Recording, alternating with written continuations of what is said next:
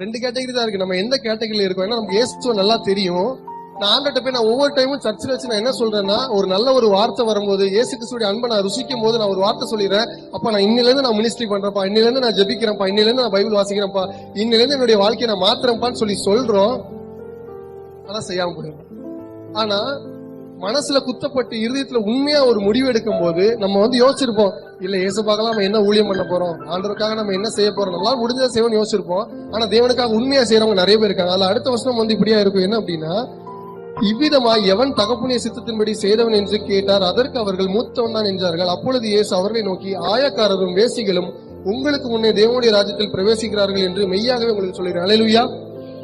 உண்மையா இருந்து சின்ன வயசுல இருந்து தேவனுக்கு உண்மையா இருக்கிறவங்க நிறைய பேர் சில விஷயத்த தவறிடுறாங்க. வசனம் சொல்லுகிறது, நியாயப்பிரமாணத்துல ஒரு வசனத்தை நான் 10 கட்டளை இருக்குன்னா 9 விஷயத்த நான் செஞ்சுட்டு 1 நான் தவறினாலும் நியாயப்பிரமாணம் மொத்தத்தை தவறுன்னு அர்த்தம்.